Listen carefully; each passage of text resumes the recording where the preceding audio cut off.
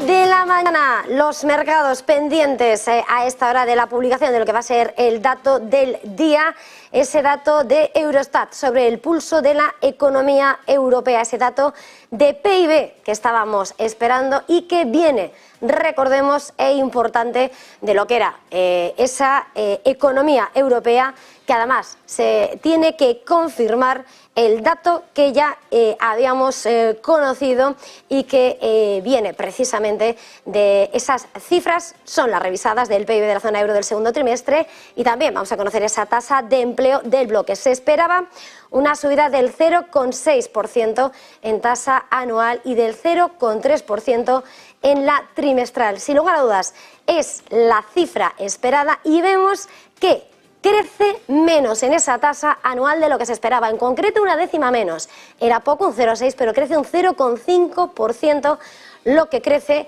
la eurozona en tasa interanual, pero en la trimestral prácticamente congelada. La economía europea está bastante estancada, no es el 0, pero es una décima de crecimiento tan solo en la trimestral, frente al 0,3% que se esperaba, es del 0,1%. Lo vienen anunciando esos PMIs de actividad del sector privado, lo estamos viendo, y ahora se confirma cómo la economía europea crece menos de lo esperado, cada vez menos, y los temores, por lo tanto, de cómo se avanza a la recesión empiezan a tomar cuerpo. Es uno de esos protagonistas del día. Ahora lo iremos desligando, mirando además cómo se refleja también por países ese dato de PIB de la eurozona, pero ante todo tenemos que ver cómo a esta hora el eurodólar está retrocediendo hasta 1,0710 unidades, en lo que está siendo la respuesta de los mercados de divisas, muy pendientes de esa economía de la eurozona que no crece y que ve cómo se queda estancado ese movimiento. Como decíamos, se crece menos de lo esperado, lo tenemos en ese dato del 0,6% es lo que se esperaba, y lo tenemos en el 0,5% de crecimiento y tan solo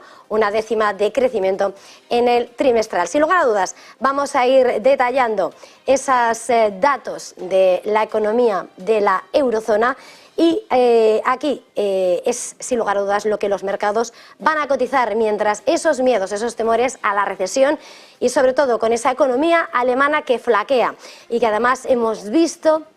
cómo incluso se están rebajando sus previsiones de crecimiento, están marcando la actualidad de este día en un momento, como decimos, en el que los datos van a ser los claves de ese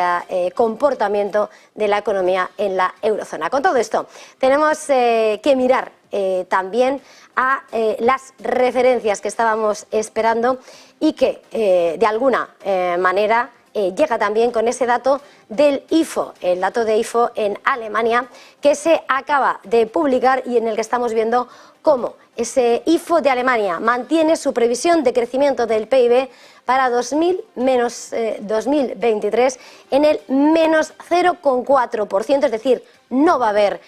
crecimiento en Alemania, y recorta la previsión para 2024 al 1,4% frente al 1,5%. Es, sin lugar a dudas, uno de esos grandes motores y catalizadores que explican por qué la economía de la eurozona no crece, y es que su motor está apagado, su industria está apagada, y pide ayudas para sacar adelante esa industria en Alemania que sigue en ese terreno de contracción, casi de depresión. También tenemos datos del empleo en la eurozona, en la tasa trimestral final, que vemos cómo está el empleo en la eurozona, crece al 0,2%,